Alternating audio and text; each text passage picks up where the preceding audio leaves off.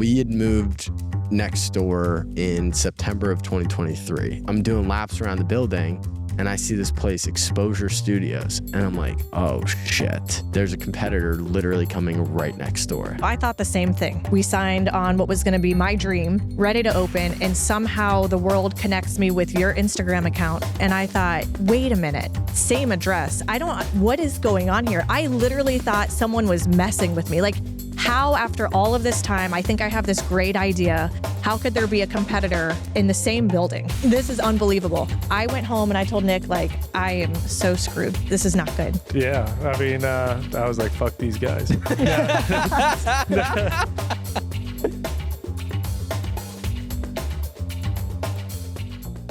Welcome back to the Piece of Grit podcast, episode 51. Today we have arguably one of my favorite rags to riches story, but also we have the owners of Exposure Studio. So we're going to be getting into what Exposure Studio is, how Grit is working in between, and their story of how they came here today. Nick and Carrie, thank you guys for coming on. Thanks for having us. Thank you. This is awesome. So I really want to start, what got us here? Why are we, what studio are we in? Why are we in a studio? Why is this not a golf simulator and it is a studio? I just want to get the story of like you guys coming to Naples, the whole nine. Let's start there. That's I mean, how far back do you want us to go? I want to Like go. how we ended up in Naples? How did you guys go from Dallas to Marathon to Naples? Okay, so we have to rewind a little bit. Let's go. Okay, so Nick and I actually we met in St. Petersburg, and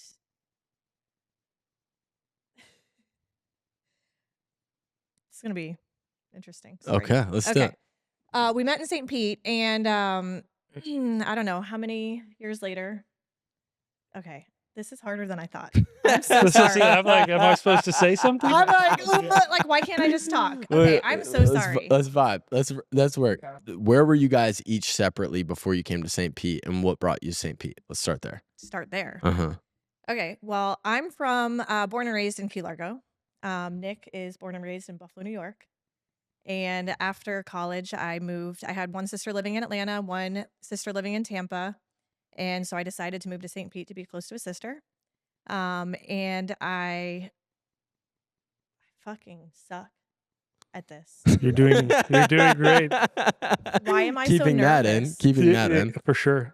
So Can you talk a little bit so then I can just talk? yeah. I kind of prefer to stare at you while you're I doing know. this. What brought you to? Sure. So I was born and raised in Buffalo, New York. Played lacrosse in college, and so at the time, I was going to stay upstate. Ended up going to school in South Carolina, and by the time I got out of school, my parents had moved down to Tampa, and so it was, do you go back to Buffalo or do you follow your family? And geographically speaking, not a very tough decision, right? Like Tampa or Buffalo. So I came down, and I had kind of known that I was going to get in medical sales. My father was in it. At one point, I thought I was moving out to Birmingham to work out there at UAB. And it kind of just fell in my lap. There was an opportunity in Tampa, and so I took it. So I spent really the first 13 years with a larger company, kind of a more corporate structure, selling spinal implants. And so I learned the business. I had a mentor that I wouldn't say taught me everything that I know now, but kind of gave me some framework as to how the business runs and the ins and outs. And so that company was bought by another big company. So Johnson & Johnson bought Synthes. It was $1 billion company with Synthes. We all know Johnson & Johnson is a huge corporation. And at that point, the transition was tough. I stuck around for a while. My father was still in the business. We were actually working together, which made family dinners a little interesting. Why aren't you making sales calls? Why are you here? And so I stuck it out for a little bit and then made a move to a smaller company called K2M.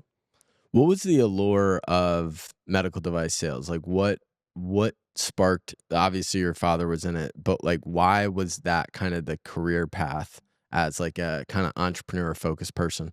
Sure. So I think it was kind of just looking back at our life story, right? My father came from Bulgaria.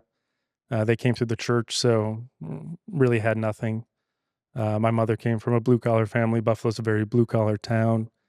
And so we grew up kind of on the rougher side of town, and the train tracks were right behind the house, and it wasn't a great neighborhood. My father was working at a paint store. My mom was a secretary, and he got into medical sales in Buffalo, and it wasn't a quick transition, but it was definitely a lifestyle change for our family. He kind of took us from a little bit more of a stagnant, not really going anywhere upbringing to really excelling and doing well in the position, and it brought us out from the city to the suburbs, and so you just got to see that a little bit of that dynamic change in where our family was heading as a family unit, as a legacy. Like, what is your legacy as a family? What is your goal? Your goal is to make it better for your children and so forth. This generational kind of leap, and so I saw that, and I didn't really know what else I would have done. I was a history major. I was really just a jock. I felt like I had a good enough personality to do it. I was smart enough to kind of learn the business. So for me, it made sense. I have an older brother, very introverted, into comic books, like wasn't his thing. So it just kind of fit. My father and I are pretty similar. And so that's kind of when I made the decision, like, this is where I want to be. So when did you guys meet each other? So we met in St. Pete. I had gone to nursing school and was working in the operating room, and Nick was selling medical device in the operating room. And literally, we just ran into each other one day and met. So Grey's Anatomy is like based on a true story. I mean, it was much cheesier. I would know what room she was in, and then she'd be with the spine guys, and the nursing staff kind of. Most nurses stay in general surgery, some in spine, some in ortho, and we started to be in the same rooms. And so we were both young, and it's like, I think the famous line that I said to her was like, we take x-rays in the OR when we're working on people's backs. And so there's a lead wall. And I was like, hey, I need you to stand behind this lead wall because you're going to have my babies one day. Can you believe he said that to That's me? a great line. Yeah. That's a great line. I'm sure I was hungover. What a stupid thing to say. I'm sure he was too. And I looked at him and I thought, what did that guy just say? Who is this? Who does he think he is? Yeah. And like, I don't even know what's happening. And then, it took a couple days, and then I'm like, well, who is this guy? Nice. Now I'm pretty interested. So then that comes, you guys meet in St. Pete. And then my understanding is you guys took a leap to Texas. What spurred that, Nick? What was the idea behind that? Sure. So after I had left Synthes and I was with K2M, that was a distributorship model. So with Synthes, it was W-2. You had a salary, you get a commission. After a certain period of time, there's only so many spine surgeons you can call on. And so you start to kind of find your way with a few guys. And once you have a handful of guys, what I found is that if you can expand organically, you can obviously make more money. And so when I was with the distributorship model, another distributor had come from Texas, and they were selling a service. Basically, we do neuromonitoring. The patient's asleep on the table, we put in needles, electrodes, and we can kind of monitor the nervous system while they're sedated. And so I brought that to a few of my surgeons and got in the accounts, and I just started to make essentially mailbox money, right? Like, that's always the goal. How do I make money without working hard? And it was based on leveraging relationships. And then I looked at it and I thought, well, here's my father who's been in the Northeast, Mid-Atlantic. He has pockets of these distributorships that have these fantastic relationships.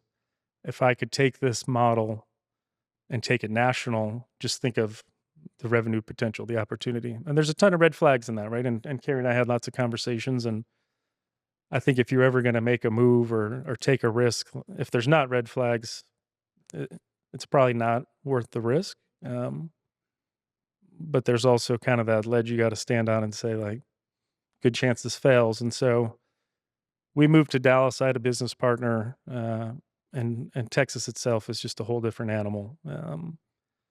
He had Lambos, Ferraris, airplane hangar. I was like, all right, let's go back real quick, because that's a good story. We're married at this point for how long? About 2 years. 2 years. And I get a text message and he says, hey, do you want to take a risk? Do you want to move to Dallas, Texas? Out of nowhere. I have no knowledge of what's going on. I'm like, yeah, of course I do. Let's do it. He said, we could become millionaires. I thought, well, that's exciting. Plus, I've always lived in Florida. Let's do it. So later on, that week and that night, we start having the conversation. He's like, here's the model. Here's what I'm thinking. Here's what we're going to do. And I said, you know what? High risk, high reward. Like, let's take a chance. And how old are you guys at this point? This was 2016. 31, 32. Early 30s. Yeah. So during this time, we would also started kind of like flipping homes in our real estate ventures. So we had 3 houses at this point in St. Pete and 2 babies under 2 years old. And we sold all 3 houses and packed up our stuff and went to Texas. So we were in was a big Texas. move. We were in Texas for just under 2 years, maybe 2.5. And so I had started traveling. I was executive platinum on American Airlines in like 2 months. I was gone 5 days a week. You never realize just how easy it is to just start traveling. It wasn't easy for the family, but and so I was on an airplane every day, and things were going pretty well. I was starting to convert some accounts. Strangely enough, I did a lot of business in Tampa, so I was just flying home. It was great for getting haircuts.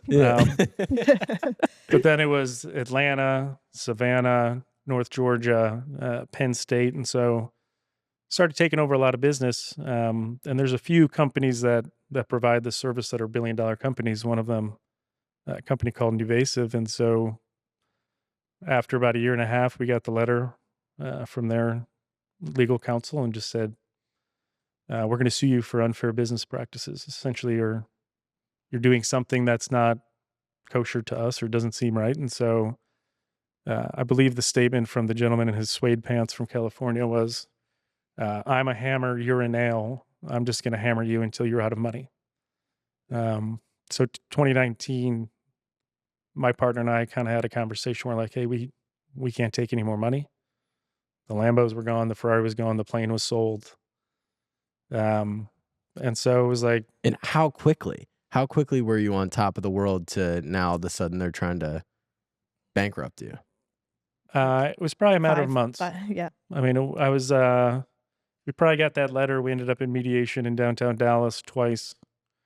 And so it's an expensive game to play. I mean, that was one of the red flags is that, these techs that you put in the OR, $100,000, $120,000 salaries, the machine is $40,000, the software collections, like it was a big business, but once you start spending $50,000, $75,000 a clip, trying to protect your business legally, and the collection cycle on that, just from a billing perspective, took months. So the money dried up quick. Like everything started getting sold. And I'd say in 4 to 5 months, we kind of looked at it and was like, we need a plan B. Like we got to find a parachute. I don't know anyone in Dallas. I certainly can't go back to selling spinal implants in Dallas because I have no relationships. Didn't have a support structure. Her mom was in the Keys. My parents were in Tampa. Like, that was the discussion. He said, what's next? I said, well, we'll just move back to St. Pete, where we're comfortable. No, that's not going to work. Accounts are gone and I've moved on. So we literally had to look at each other for the first time and say, what are we going to do now?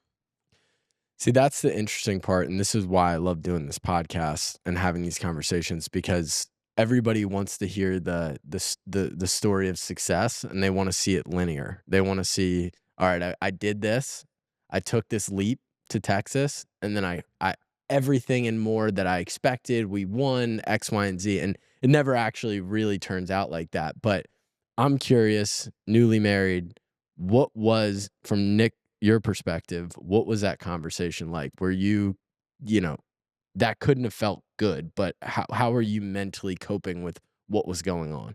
I think, first and foremost, probably red wine. That was kind of the backstop, but yeah, that's tough. I mean, you kind of put yourself in a position to say, hey, let's take this chance. And so as a nurse, Carrie could certainly find work, but I kind of took this on my shoulders to say, hey, we're gonna go to the next level. And then you look at it and you say, just kidding. Like, we're actually going backwards at an exponential rate. But you don't really have much of a choice. I mean, you kind of get into that fight or flight. Like, we got to survive. We've got kids. But we need to kind of take a look at what our options are. And it sucks Yeah. because that certainly wasn't the expectation. Yeah. And then when do you guys decide to make the move back to Florida? So that was a pretty quick decision. The house I grew up in is a very modest house in Key Largo. And I had always told my mom, hey, don't get rid of this house. At some point, I'd like to have a spot back home. And the year before she was going to sell it, she had a buyer, and that deal fell through. So I'd called my mom and said, hey, Nick and I are kind of in a tough spot. We don't really know what's next, but, is it a possibility? Can we move back to the Keys? And she said, yeah, absolutely. I'll sell you the house, do what you want with it. Of course, she was excited to see, her grandbabies. And so, I mean, that decision was pretty quick. We basically packed up and showed up in the Keys. It was actually, I remember it was Easter. It was April 1st and it was Easter day, Easter morning. And we rolled into town. But that house that I grew up in was, I mean, I think it was built in the early 80s, late 70s, I forget. But it was rough. It was in rough shape. It wasn't in livable shape. So we moved into one of my mom's other properties, which is a mobile home, a 2-bedroom, single wide mobile home. And at this point, we have 2 kids and there's 2 of us. We were thankful to have a spot, of course, but we had just moved out of this really luxurious lifestyle in Dallas. And now here we are. We're like, okay, we can do this. We're survivors. We're going to figure it out. I had already set up a job at the hospital to work in the operating room, which was a great fit because it's hard for the hospitals down there to find employees that actually live and work and are trained in the Keys. So all of a sudden I became the breadwinner, which was unique. And we moved into this mobile home. I mean, I think what was the size of our bed, like a full bed. Anyway, we couldn't both fit on the same bed. So Nick would sleep like with his legs off in the bed and I would sleep in the recliner in the living room. In this whole crazy story, what we didn't know when Nick was getting sued in Texas and we had to find a new place is I was pregnant with our 3rd child. So we show up in the Keys and, I had my job. I think I'd started work like 2 weeks later. And I don't know. I was like on the way to work. I said, Nick, I had to get McDonald's hash browns. And he's like, what? That's unlike you. I was like, yeah, I don't know. Like whatever. He goes, take a pregnancy test. No, that's the last thing we need right now. I'm not going to do it. I refused. So he got me one. And, yep, we were pregnant with our 3rd child, Blake. And it was actually like one of the hardest times because you should always be really excited when you're pregnant with a child. And I was so upset and was so scared because I'm like, oh man, like how have we ended up here? We have essentially lost everything. Nick doesn't have a job. We don't have a house to live in. And I'm going to bring a 3rd child into this world. It was a little rough. Thank God for my mom. She came over and she was like jumping up and down with excitement, which I thought was so crazy. Like I will never forget that moment. I was like, thank God she's bringing joy and happiness to this where I'm like, oh my God, what am I going to do? So it was a really rough time. Nick spent his days, rebuilding the house. What is it? 1,200 square feet, 1,200 square feet home. The home I grew up in. So he would spend his days sun up to sundown, just, renovating everything. He did everything, plumbing, electric, top to bottom by hand. And if he didn't know how to do it, he would figure it out. So I don't know if you want to call it YouTube University or whatnot. I mean, he's a very handy guy to begin with, but that's the way he looks at life. Like, if I don't know how to do it, I'm going to figure it out. And he did that. So he built that house, including like trenching the plumbing to the street. I mean, it was a project. And It was a great time. And when he wasn't doing that, he was taking calls trying to figure out his next business move. So that's what I want to touch on. So is there a part of you, Nick, that's at this point gun shy at all? 0%. That's awesome. Yeah. Like He's I never think, having a few guys that work for me now that are younger, I think the struggle is trying to get them to figure out that if you believe in yourself and you can kind of I think that's really all it takes, but you gotta be willing to endure some pain. And a lot of these guys that are young haven't endured the pain. Like, you grow up in Naples, you play baseball, you get drafted. The silver spoon is really tasty. Yeah. Live in a single wide. We'll go and I would go rebuild that house.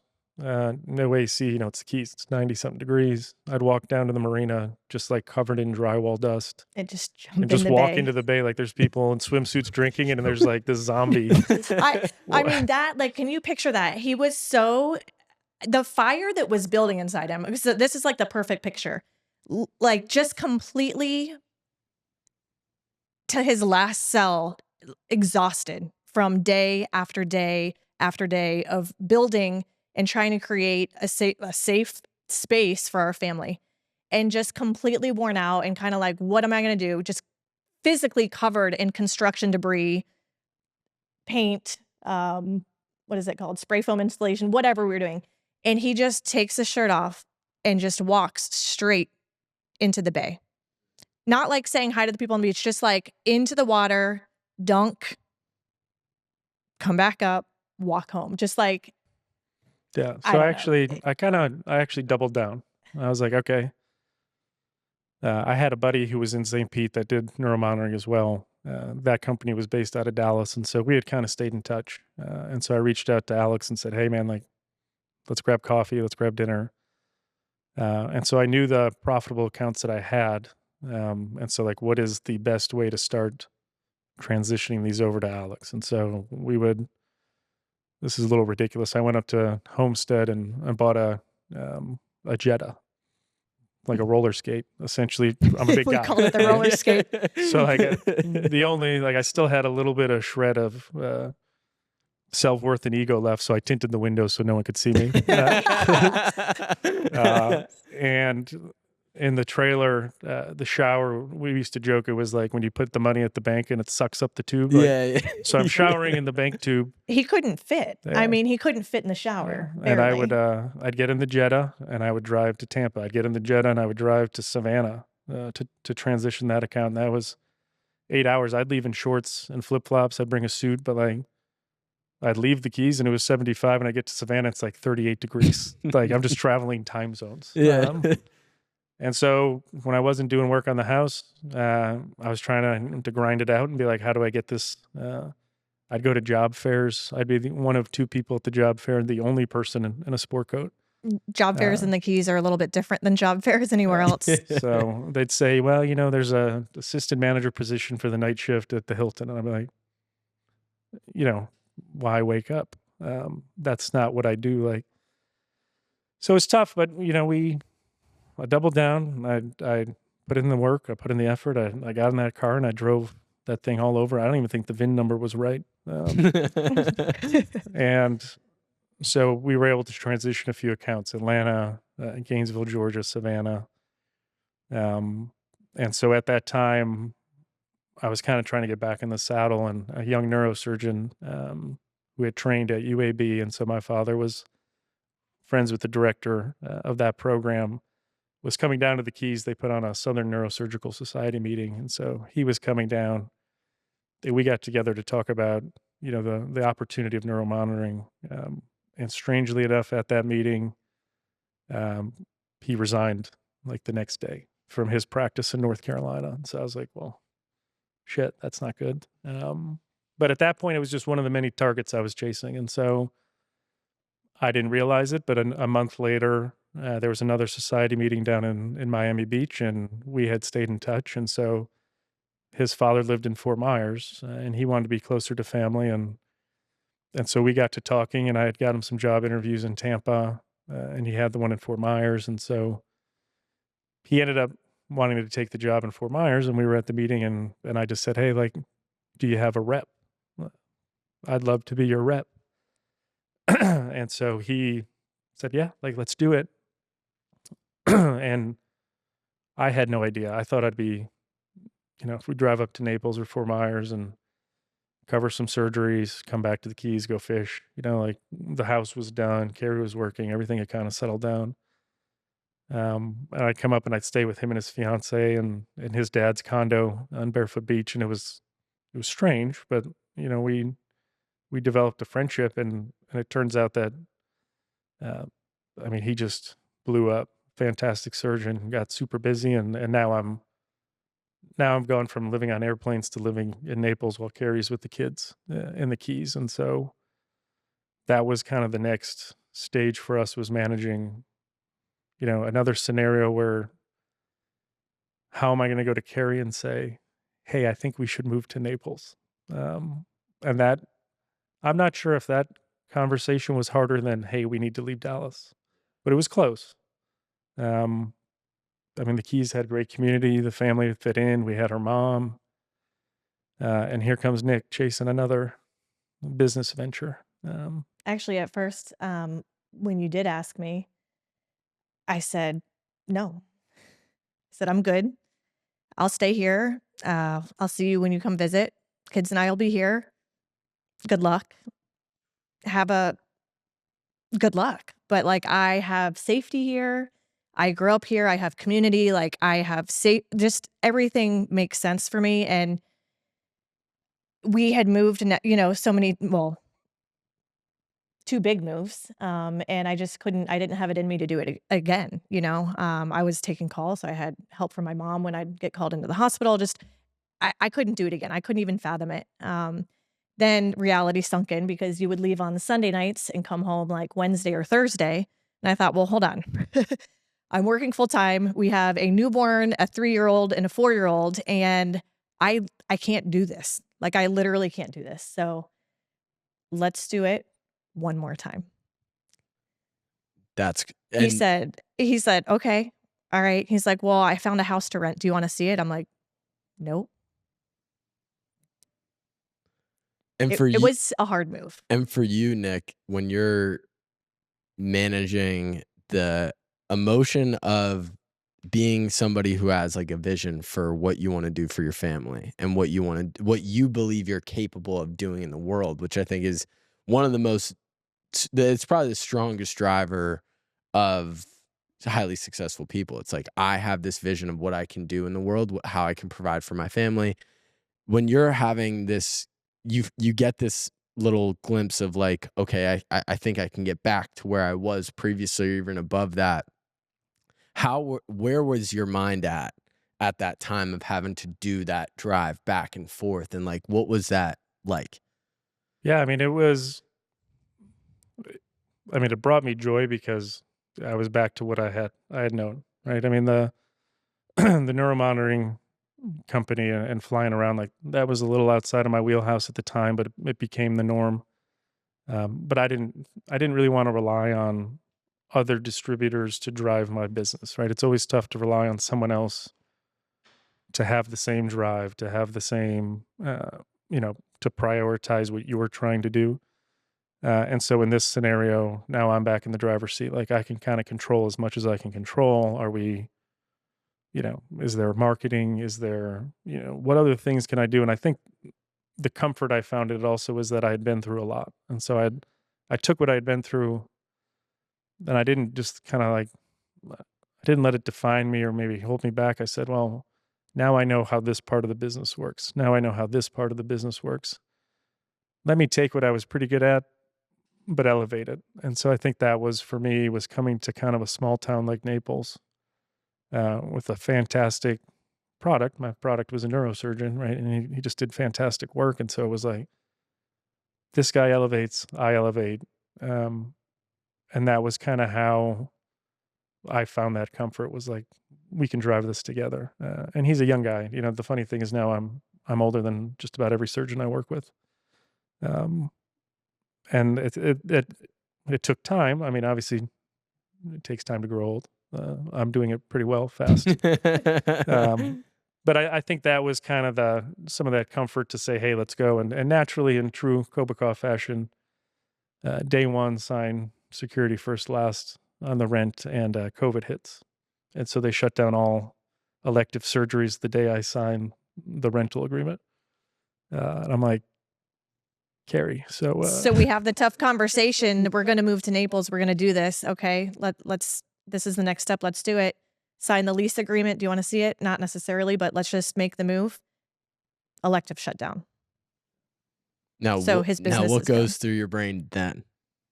Oh shit. I'm not coming home. No. No, I mean, I think it was, I mean, we're thankful that we're in Florida. You know, politics aside, I mean, that was just kind of a blessing, you know, a lot of people that we worked with and the company being a national company. I mean, people were affected up north for prolonged periods of time. And Naples is kind of its own little town. So I think it was just 2 or 3 weeks. And, you know, not only are we affected, but the surgeons are affected. If they're not doing surgery, they're not getting paid. And so we lucked out because this was a place where no one was really willing to let this happen. So thankfully it was a small obstacle and we got through it. And I think when we moved up, we found a nice community from one of the other neurosurgeons who had recommended it. And, you know, we ended up moving in. There's 11 kids in the cul-de-sac. You know, it was much easier for me to have Carrie kind of make a move where there's families here. This is a great spot to be. Yeah, again, we don't know anyone. You know, we're back to not knowing anyone again, which is tough.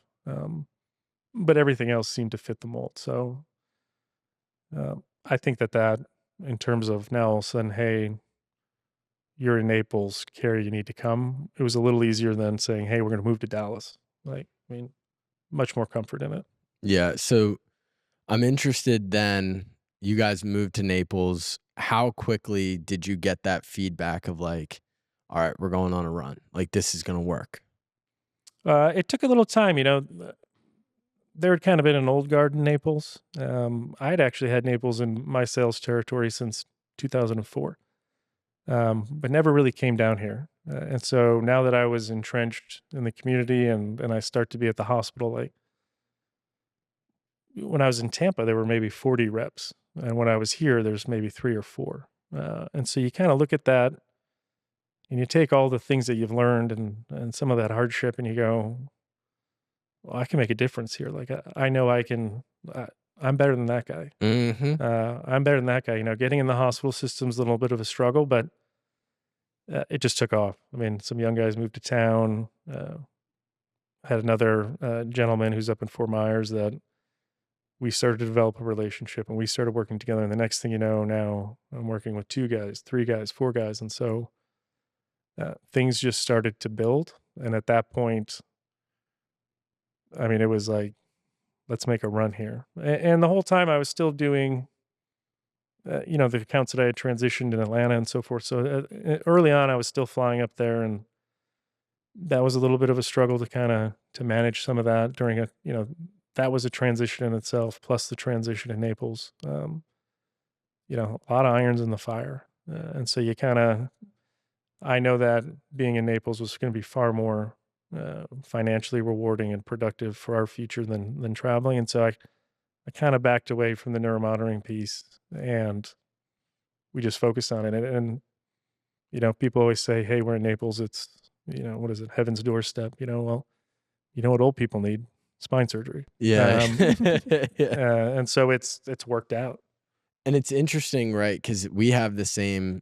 There's been plenty of times in our business where we've gotten the look at like a Miami or a Tampa or something like that, and you're like, oh, it's so sexy up there because it feels like the opportunities are so much grander. You know what I mean? In your world, it's probably a little different because there's a lot of old people down here. But for our world, it was like, you know, we had this, you know, balance between like, are we going to move to Miami? Is this what we're going to do? But we had the same idea. It was probably 6-7 months ago where we were like, we are the only show in town right now. So if we know we're good and you're the only show, like really only real show in town, you can do a lot of damage in a place like Naples. So from that perspective, when Kerri, I'm interested, when things started to work again, how quickly did you get comfortable being in Naples and like accepting what this new transition after another transition, like how long did that take to like mentally set in for you? Actually not as long as I thought it would. So kind of even growing up in Florida, thinking Naples is like sleepy old Naples and a bunch of old people. We moved into, like Nick said, a great community, and I met everyone is our age. Everyone had kids. Everyone was successful in their career. So I pretty immediate was like, ooh, I like Naples. There's a lot going on here. There are, I don't even know, but how many people moving here every single day. Um, so I quickly found a friend group, and that didn't take long. But I didn't quite find myself. I like to work. I like to do something. I like to be productive. I'm not built to stay at home with the kids. But Nick said, take your time, get comfortable, find schools for the kids, get acclimated. And he came home one day and said, hey, there's a new surgery center opening. I shouldn't even tell you, but they're looking for an administrator. And I said, give me that number. So for the next year, so that was in 2020. What year did we move up here? 2020. So that fall, I think I started running a brand new surgery center in North Naples, and did that for about a year and realized that I was not cut out for that job. And so I left that. Meanwhile, we had purchased a home here and had started renovating, which was always the background of what we'd done. I think that was property number 8 or 9. So, yeah, I mean, it didn't take long for me to start really loving Naples. Nick started quickly finding his way. So we had flopped again. And so now I'm really in a support role for him. How do I help you, support you so you can grow your business? So I'm interested from the perspective of what you do, Nick. My limited understanding is it's a high cash flow business, provides a lot of discretionary income that then coming from where you guys came from, how did you decipher where you were going to park your money post knowing what the worst scenarios were? Like understanding, like with all the battle scars that you had, how did your investment strategy change or not change, or what was that like? Yeah, so I don't know that it changed too much. I mean, even when we were in Tampa and things were good, but they weren't as good as they had been in Naples. We're never going to have the flashiest cars. Just some of that material stuff really isn't in our wheelhouse. So real estate is always kind of our backup. And I think when we left Dallas, it was a shame we couldn't sell our house, but we rented it. And so you kind of find a way. And then in the Keys, let's renovate this house. And so for some strange reason, the most uncomfortable thing is renovating a house, yet we do it every year. So like that's our security blanket is near death renovations. So I think we kind of went into that again, and I think it helps us just kind of, and I don't know if it's because we're spending money on renovations and they're costly, and so like, hey, you're making more money, but you're still contributing to an asset that's appreciating. Like, did I buy a big truck? Of course. Did we start to do a little bit more? And, when you start hanging out with these guys, the neurosurgeons or the ortho spine surgeons, traditionally they're not renovating houses. They've kind of got it figured out. But you start doing nicer things, right? These guys live on the water. Now you're on are you going to go boating? Are you going to a pool party? And so I think some of that was that you just have to embrace it. Certainly by no means is a up and coming neurosurgeon going to have the same battle scars that we have, and certainly are they not going to live kind of in fear of enjoying their life. And I think that was kind of the balance for us was, all right, we're back, but we can't hold back. We have to live our life. We have to live the life with the people that we're working with. We have to live the life with the people that we've met. And so you internalize as much as you can some of that, some of those oh shit moments. But we found that if you're investing in things like real estate, it's pretty safe. You can sell it, you can rent it. You're not just losing it. It's not an airplane. It's not a Ferrari. Like those things would never be something we'd consider. How do you look at because when you have a property, obviously that demands a ton of just consistent, like you're always having to put money into it and that type of thing. how did you define a worthwhile spend or something that's just a lifestyle spend that's eating away at your, like it, what is increasing your risk versus what is increasing your security blanket? Do you want to answer that? Or you want me to? You go ahead. Yeah, I think, for me, we looked at where we were and we immediately get somewhere like here, we're in Naples. Let's kind of get the lay of the land. And so we knew in the community we were in, it was pretty sought after for folks who were younger, right? We're not going down to Park Shore. We're not Hmm. in Port Royal, like we live with the normal people. And so you look at it and you go, well, God, these home prices are really going up. There's some townhouses here. Once again, in our true fashion, it's the worst townhouse in the neighborhood. Like, let's buy it today. Yeah, very impulsive. We've always been, but it's all of our real estate deals have been the worst house in the nicest neighborhood. And I mean, that's worked out for us, but.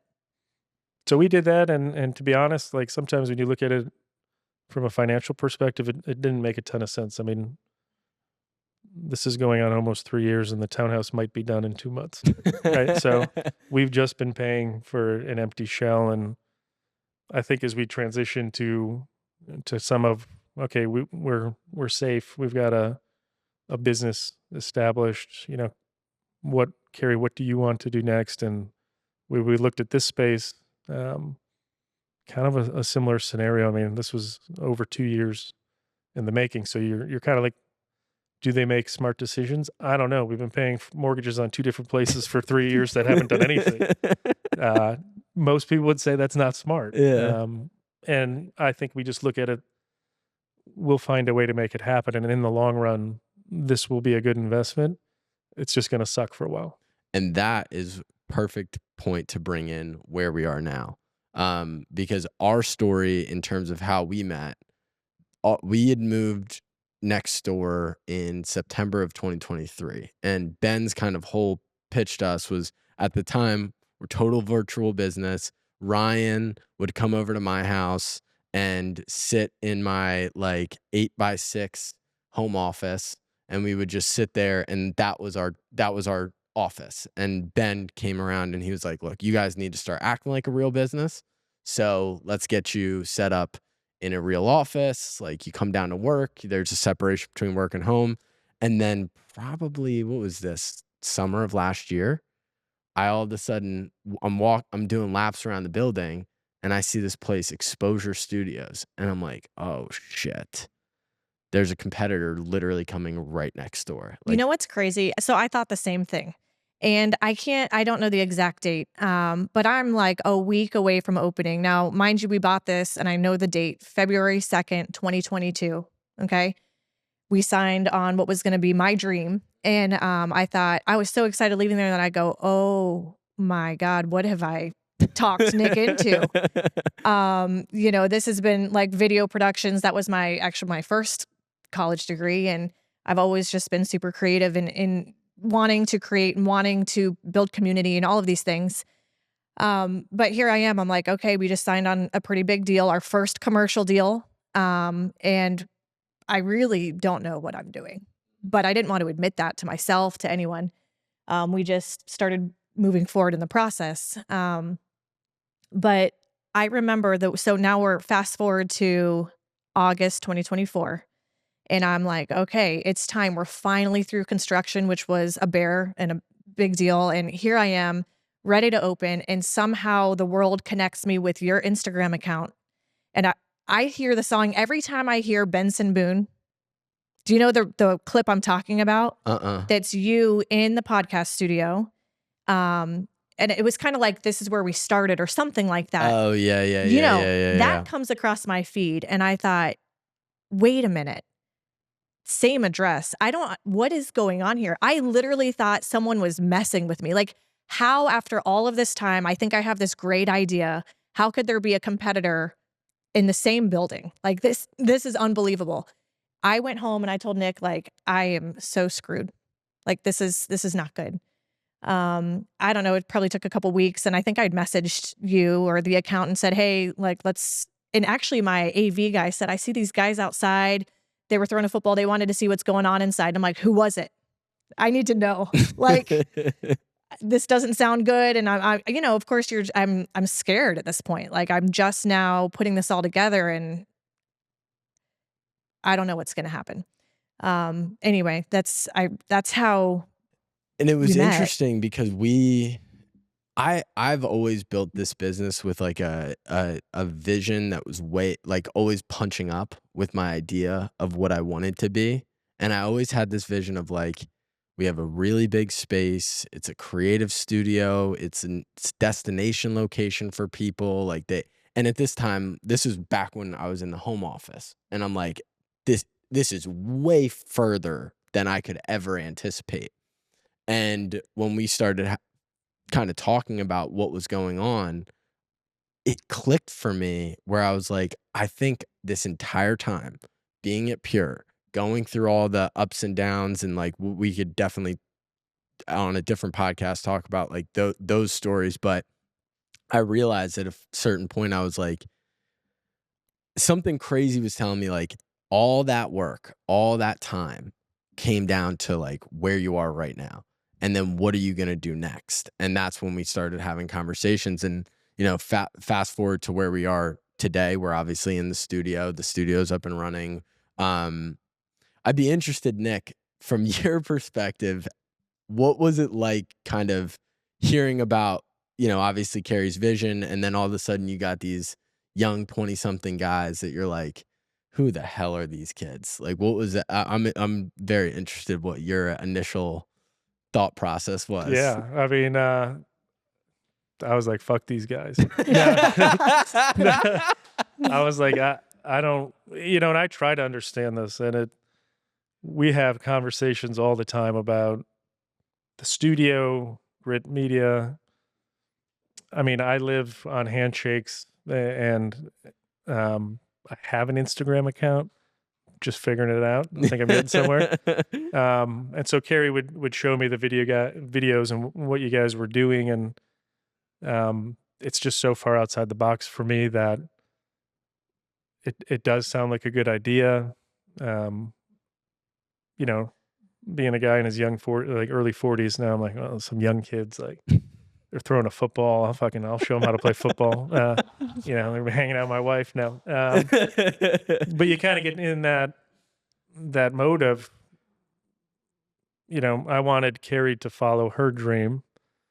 And I think the studio was part of that. And I just don't know enough about anything creative. So for me, it was always like keeping it at arm's length. Like, let's put our guard up. Yeah. I don't know. What are they really trying to do? Is someone going to try to pull one over on us? You know, how do you feel? And Carrie would always come home and, you know, we had a meeting today and I think things are going in the right direction. Like, what do you think about this? And it was just tough because I had zero expertise. I had zero experience. Like, well, I don't know. Like, Nick makes a lot of decisions based on fact, on numbers, on what makes sense. And I make a lot of decisions based on how I feel, what feels right. And this much bigger vision, like we are very different people, which I think is why we work out together. But no matter how crazy my vision is or my goal, he supports me the same as I've supported him. So sometimes I'm like, I can't put it into words, but I just know that this is what was supposed to happen and I need to move forward with it.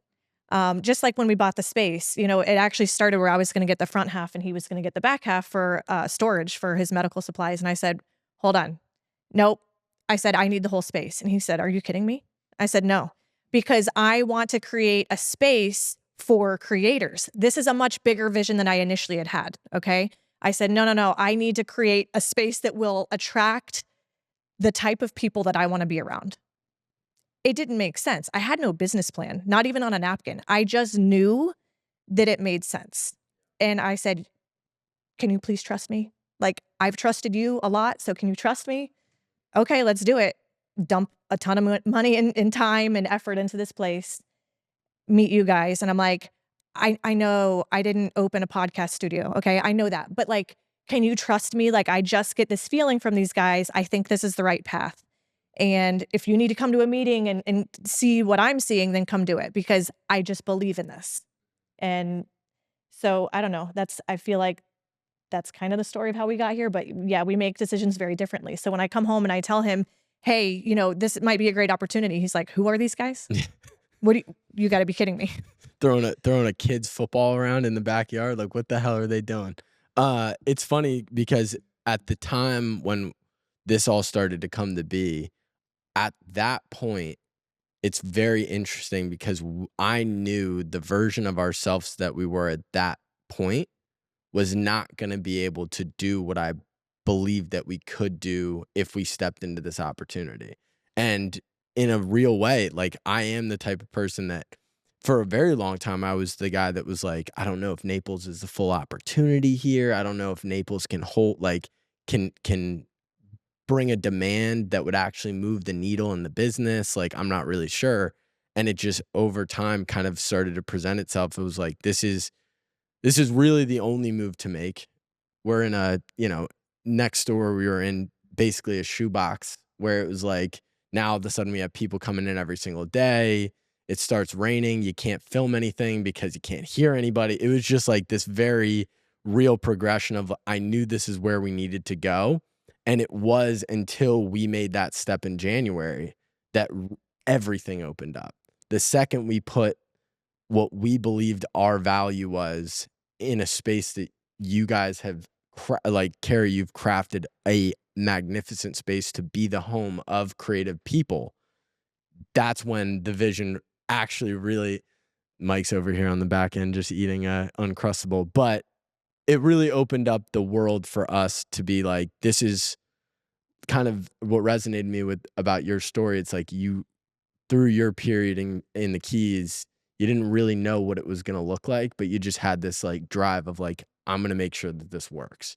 And it really was until we ran Elevate 1 was when the light bulb went off. And I was like, holy shit, this is way bigger than I even initially realized. Everybody's coming up to me like, I didn't know this existed in Naples. How, like, what was the, like, how did you even know? Do you guys feel very aligned now? Like, do you feel yeah. like things are unfolding even to a rapid rate that, like, just to give context, because our audience has grown up with the business as over time. Like, we were a small business, and this has now taken us over the last literally 2 months, we've doubled in size of our company. And it's like to go from where we were to where we are now, just like that, just proves to us like, this is it.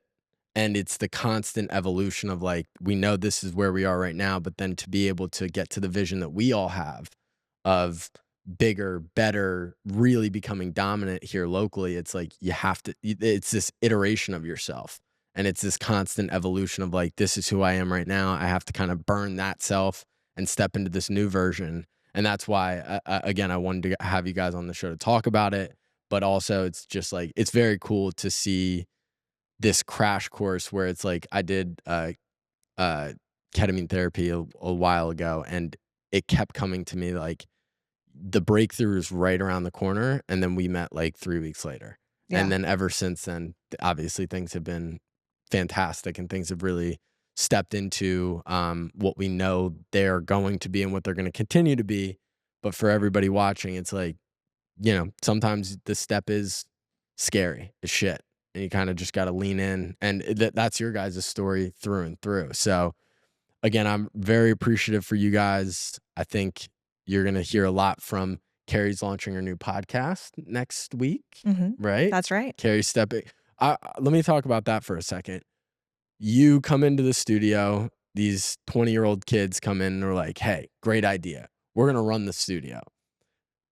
From your perspective, this being your dream, how is that? Like, what was that like, kind of having these kids that you just met coming in and being like, I got a vision for you? And then how have you kind of transformed since that point?